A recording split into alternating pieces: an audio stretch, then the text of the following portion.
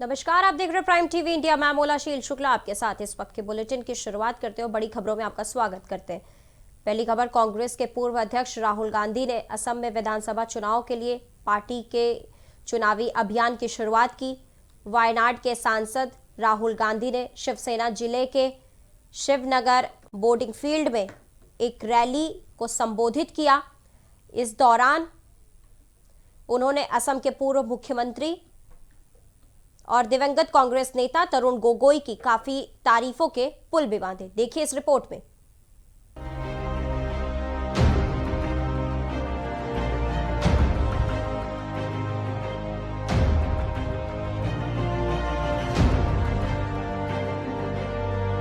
असम में चुनावी बिगुल बज चुका है। देश की बड़ी राजनीतिक पार्टियों के दिग्गजों का रुख अब असम की तरफ है।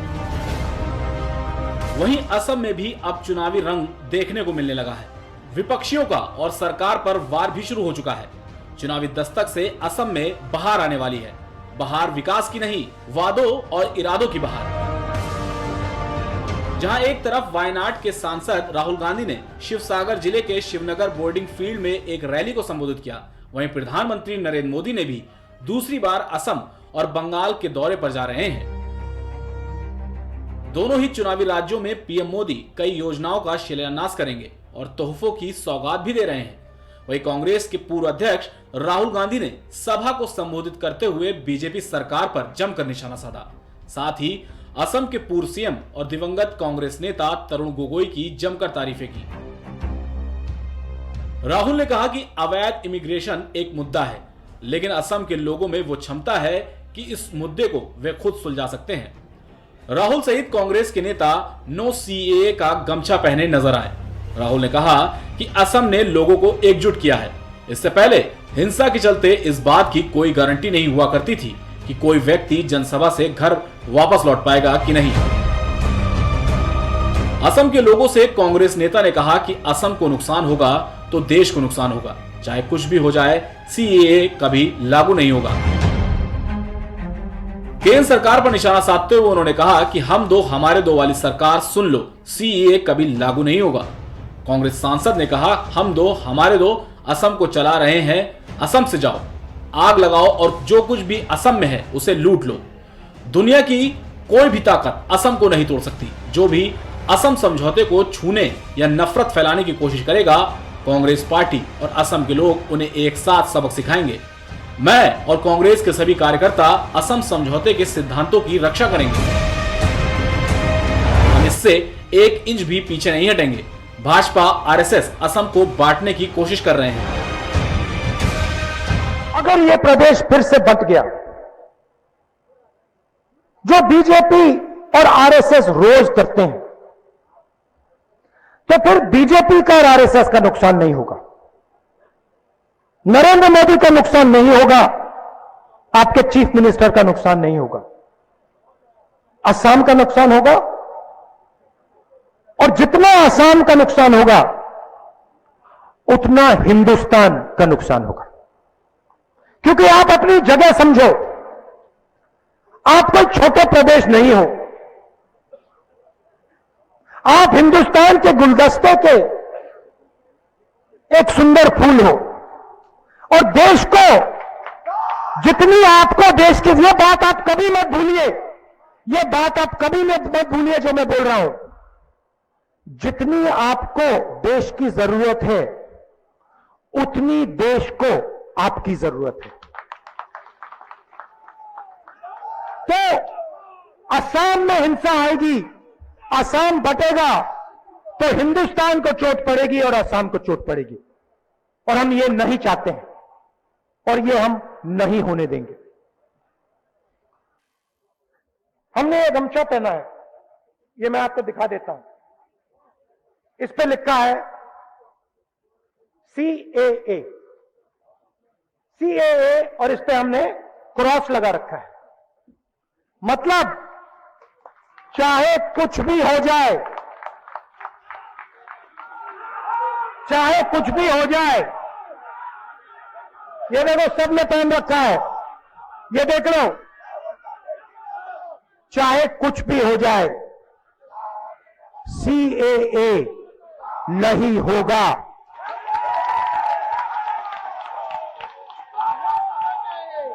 हम दो हमारे दो, अच्छी तरह सुन लो, नहीं होगा, कभी नहीं होगा। नरेंद्र मोदी और अमित शाह इससे प्रभावित नहीं होंगे, लेकिन असम और पूरा देश इससे प्रभावित होगा।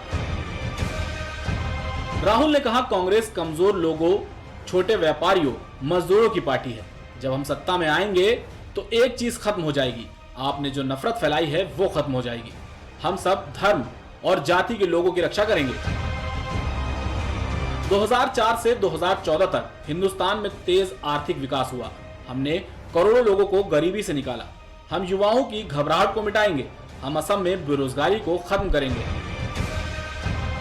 उन्होंने आगे कहा, रिमोट कंट्रोल से टीवी चल सकता है, मुख्यमंत्री नहीं। आपको अपना मुख्यमंत्री चाहिए जो आपकी परेशानियों को सुने, लेकिन असम के मौजूदा मुख्यमंत्री केवल नागपुर और दिल्ली की सुनते हैं।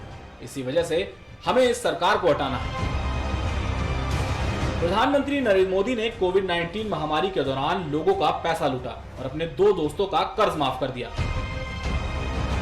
भाजपा और आरएसएस पर असम को विभाजित करने का आरोप लगाते हुए कांग्रेस नेता राहुल गांधी ने रविवार को कहा कि उनकी पार्टी असम समझौते के हर सिद्धांत की रक्षा करेगी और सत्ता में आने के बाद नागरिकता अधिनियम को कभी भी लागू नहीं होने देगी। मार्च अप्रैल में होने वाले विधानसभा चुनावों से पहले असम में अपनी पहली सार्वजनिक रैली को संबोधित करते हुए राहुल गांधी ने कहा कि राज्य को ऐसे मुख्यमंत्री की जरूरत हो जो लोगों की आवाज को सुने, न कि केवल नागपुर और दिल्ली की। असम को दुनिया की कोई ताकत नहीं तोड़ सकती। जो असम को तोड़ने की कोशिश करेगा उसके सामने कांग्रेस डटकर सामना करेगी। जब हम असम में सरकार में आएंगे तो बदलाव वास्तव में देखने को मिलेगा। Output desk, prime TV. किसान आंदोलन पिछले कुछ दिनों में इंटरनेशनल लेवल पर काफी ज्यादा हाईलाइट हुआ था। पॉप सिंगर रिहाना और एक्टिविस्ट ग्रेटा थनबर्ग ने जो किसान आंदोलन को लेकर ट्वीट किया था, उसने पूरी दुनिया में हलचल मचा दी थी। इसके अलावा टूल किट मामले ने भी काफी ज्यादा जोर पकड़ा था।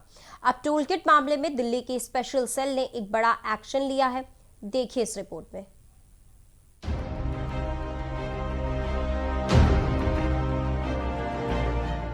किसान आंदोलन जब इंटरनेशनल मुद्दा बना था तब लोगों ने कई तरह की बातें कही थी। सोशल मीडिया पर भी लोग हमेशा की तरह ज्ञान बांटते हुए दिखाई दिए। इस टूल किट मामले को लेकर भारत में कई दिग्गज नेताओं ने प्रतिक्रिया देते हुए ट्वीट भी किए। अब ग्रेटा थनबर्ग टूल किट मामले में दिल्ली पुलिस की स्पेशल सेल ने बेंगलुरु से 21 साल की क्लाइमेट एक्टिविस्ट दिशा रवि को गिरफ्तार किया है। बता दें कि दिशा फ्राइडे फॉर फ्यूचर कैंप की संस्थापकों में से एक है और आरोप है कि दिशा रवि ने किसानों से जुड़े टूल किट को एडिट किया और उसमें कुछ चीजें जोड़ी और उसे आगे भेजा गया। खास बात यह कि कुछ साल पहले ग्रेटा थनबर्ग ने फ्राइडे फॉर फ्यूचर कैंप को शुरू किया था, जिसके जरिए वो हर फ्राइडे पर्यावरण को बचाने के लिए सड़कों पर उतर आती थी। अपने इस हड़ताल के जरिए वो लोगों को पर्यावरण बचाने के लिए जागरूक किया करती थी। टूल किट मामले पर कहा जा रहा था कि किसान आंदोलन की आड़ में भारत के खिलाफ प्रोपेगेंडा फैलाने की कोशिश की जा रही है। टूल किट मामले में दिल्ली की स्पेशल सेल जांच कर रही है। दिशा को 13 फरवरी को बेंगलुरु के 16 देवनाहल्ली स्थित घर से गिरफ्तार किया गया। दिशा को कोर्ट ने 5 दिन की कस्टडी में भेजा है। टूल किट मामले में दिशा की पहली गिरफ्तारी है।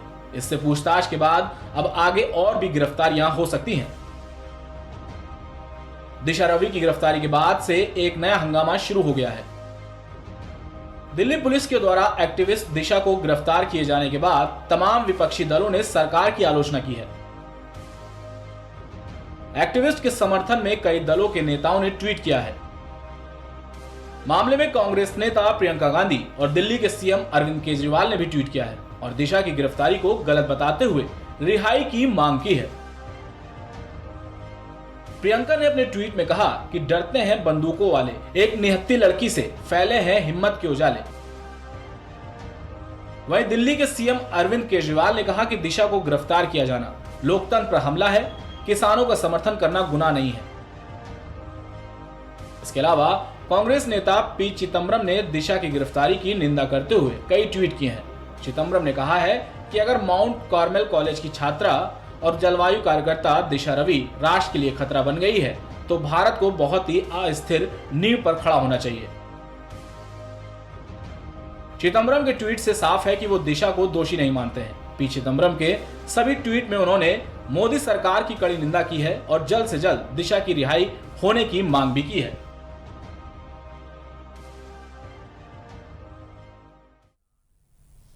उत्तर प्रदेश में अगले साल होने वाले विधानसभा चुनाव को लेकर कांग्रेस ने तैयारियां शुरू कर दी और पार्टी महासचिव प्रियंका गांधी यूपी की राजनीति में काफी सक्रिय हो गई हैं। यूपी में अपनी पकड़ को फिर से मजबूत करने के लिए कांग्रेस पार्टी अपनी पूरी ताकत झोंक रही है। प्रियंका गांधी ने बिजनौर में किसान महापंचायत को संबोधित किया। देखिए इस रिपोर्ट में।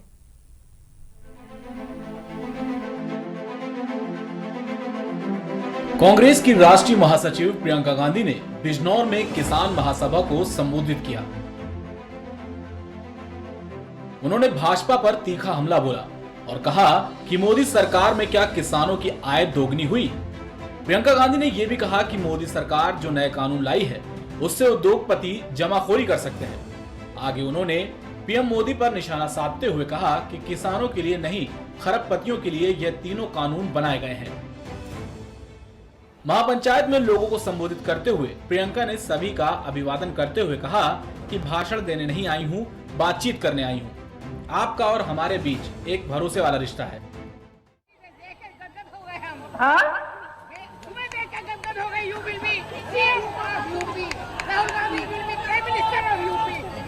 आपने खूब भाषण सुने होंगे, आज शायरी भी सुनी।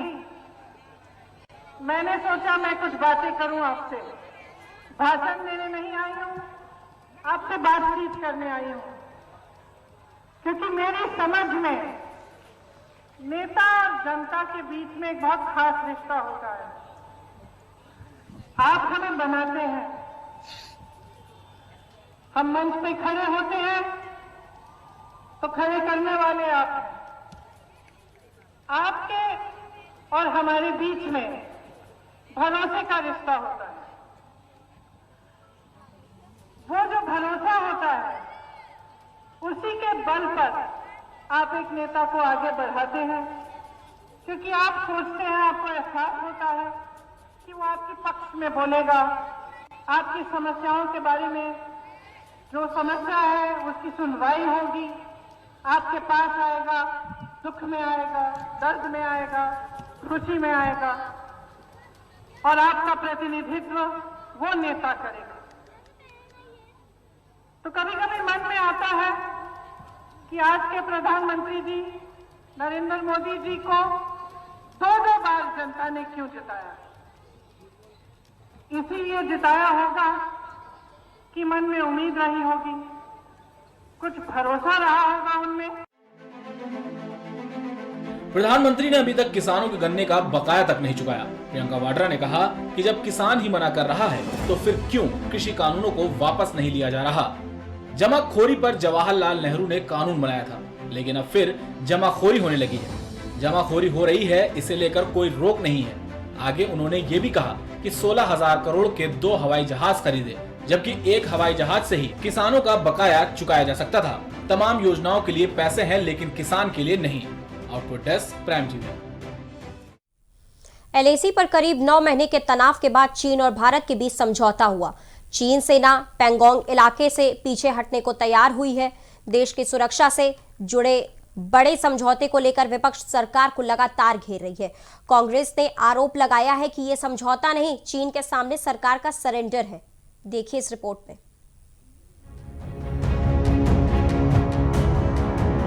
कांग्रेस के वरिष्ठ नेता रणदीप सुरजेवाला ने मोदी सरकार पर जमकर निशाना साधा है। उन्होंने कहा कि भारत अब दो तरफा खतरों में घिरा हुआ है। पाकिस्तान और चीन भारत के लिए बड़ी मुसीबत बन सकते हैं। वहीं सुरजेवाला ने चीन के साथ डिसएंगेजमेंट को भारत का सरेंडर करार दिया है। उन्होंने कहा कि देश पर पाकिस्तान और चीन की तरफ से खतरा मंडरा रहा है। पाकिस्तान आतंकियों का पनाहगाह बना हुआ है। वहीं चीन सीमा पर लगातार निर्माण कर रहा है। निर्माण के साथ ही अरुणाचल में नए गांव बसाए जाने की बात भी सामने आई है। ऐसे में चीन सीमा पर 24 घंटे की निगरानी की जरूरत है। वहीं अब चीन की नौसेना भी सक्रिय हो गई है। जब ऐसे हालात हैं और बजट में काफी बढ़ोतरी की जरूरत थी और हमको सेना को सपोर्ट करने की जरूरत है, लेकिन रक्षा बजट में पिछले साल की तुलना में 1.48% की बढ़ोतरी हुई। पिछले साल के रिवाइज बजट में 4.71 लाख करोड़ था, इस साल 4.78 लाख करोड़ हुआ। उन्होंने इसे देश के साथ धोखा बताया। सुरजेवाला ने कहा कि सेना की जरूरत को अनदेखा किया गया है, जबकि रक्षा बजट को बढ़ाने की जरूरत है। कुछ दिन पहले रक्षा मंत्री ने डिसएंगेजमेंट पर संसद में बयान दिया था, लेकिन यह किस कीमत पर हुआ, यह महत्वपूर्ण है। देश की सुरक्षा के साथ समझौता कर यह मंजूर नहीं किया जा सकता है। उन्होंने कहा कि गलवान घाटी हमेशा से भारत का हिस्सा रहा, लेकिन इस बार चीन भारत की सीमा में घुसा और हमारे 20 जवान शहीद हुए। सबने सोचा था कि सरकार सीमा की रक्षा करेगी, इधर चीन अपनी चौकी पर वापस गया, जबकि भारत अपनी तत्कालीन स्थिति से पीछे हट गया।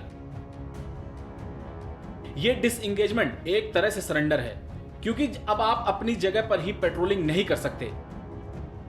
हमने रणनीतिक तौर पर महत्वपूर्ण कैलाश रेंज पर जो बढ़त हासिल की थी, वो भी इस डिसएंगेजमेंट में छोड़ दी है। चीन फिंगर 4 तक आता था और हम फिंगर 8 तक जाते थे। एलएसी फिंगर 8 तक था, हम फिंगर 8 तक जाते थे। अब फिंगर 3 पर आकर रुक गए हैं। डिसएंगेजमेंट का समझौता क्यों कर रही है, और वो भी भारत के हितों पर कुठाराघात कर तथा भारत के हितों के विरुद्ध एलएसी की रूपरेखा को बदलकर।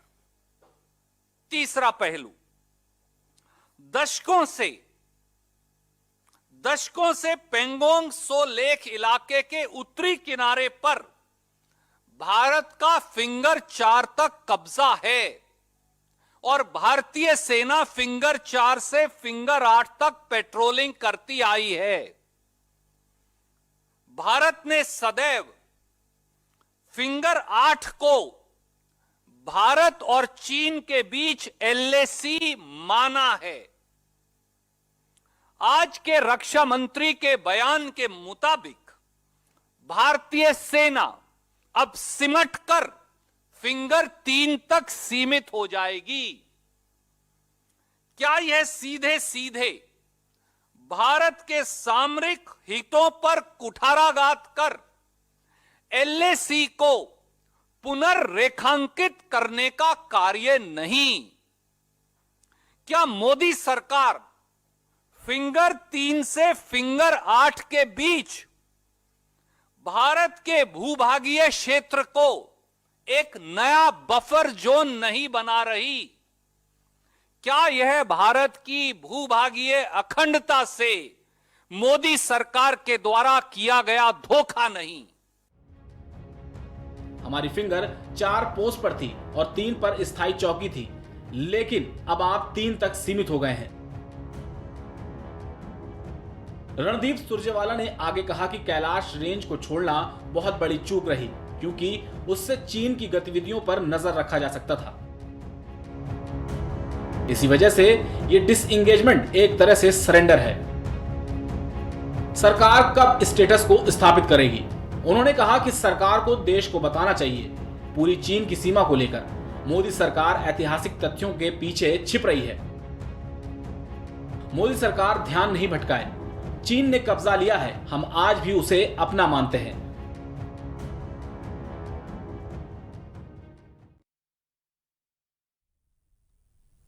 बंगाल विधानसभा चुनाव में इस बार कुछ नया देखने को मिल सकता है। एक तरफ ममता बनर्जी को नुकसान पहुंचाने के लिए अज़दुद्दीन ओवैसी कूद पड़े हैं, तो वहीं अब बीजेपी को नुकसान पहुंचाने के लिए हिंदू सहमति नाम के एक संगठन ने एक नई पार्टी का ऐलान किया। इस संगठन ने अपनी पार्टी का नाम जन सहमति रखा है।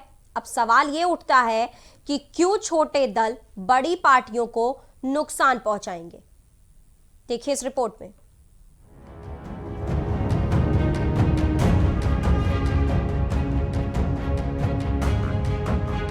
पश्चिम बंगाल में इस साल होने वाले विधानसभा चुनाव बेहद दिलचस्प हो रहा है। माना जा रहा है कि इस बार यहां तृणमूल कांग्रेस और बीजेपी के बीच असली टक्कर होगी, लेकिन अब इस चुनाव में एक और नई पार्टी ने एंट्री का ऐलान कर दिया है। खास बात यह है कि यह पार्टी बीजेपी का खेल खराब कर सकती है। दरअसल बंगाल में हिंदू सहमति नाम के एक संगठन ने एक नई पार्टी का ऐलान किया है। इस संगठन ने अपनी पार्टी का नाम जन सहमति रखा है। इस पार्टी की नजर हिंदू वोटरों पर है। पार्टी ने ऐलान किया है कि वो बंगाल में कम से कम 170 सीटों पर चुनाव लड़ सकती है। हिंदू सहमति ने अपना फाउंडेशन डे मनाया और इसी दिन बंगाल में चुनाव लड़ने का ऐलान कर दिया। इस संगठन की पैठ बंगाल के कई जिलों में है। खासकर बंगाल के दक्षिणी इलाकों में इसकी पकड़ खासी मजबूत है। साल 2008 में तपन घोष ने इस पार्टी की स्थापना की थी। बता दें कि तपन घोष राष्ट्रीय स्वयंसेवक संघ के पूर्व प्रचारक थे। हिंदू सहमति भारतीय जनता पार्टी के खिलाफ आवाज उठाती रही है। पहली बार साल 2017 में यह संगठन सुर्खियों में आया था। उस वक्त बसरिहार दंगों के दौरान 2 नाबालिग को तपन घोष ने कानूनी मदद की थी। बता दें कि पिछली बारी यानी 2019 के चुनाव में इस पार्टी ने बीजेपी को अपना समर्थन दिया था, लेकिन अब संगठन ने अपना मन बदल दिया है और वो बीजेपी के ही वोट में सेंध लगाने की फिराक में है। जन सहमति के अध्यक्ष देवतनु भट्टाचार्य ने कहा कि हिंदू सहमति एक स्वतंत्र संगठन के रूप में काम करती रहेगी। जन सहमति को एक राजनीतिक दल के रूप में पंजीकृत किया गया है। हम उत्तर बंगाल में 40 और दक्षिण बंगाल में 130 सीटों पर चुनाव लड़ेंगे। अभी हमारे पास दूसरे दलों से गठबंधन की कोई योजना नहीं है। हमने 2019 के लोकसभा चुनावों में भाजपा का समर्थन किया था, लेकिन तब से लेकर अब तक हालात बदल गए हैं। बंगाल में सत्ता में आने पर आम लोगों को इसकी कीमत चुकानी पड़ती है। हिंदुओं ने भाजपा में अपना विश्वास खो दिया।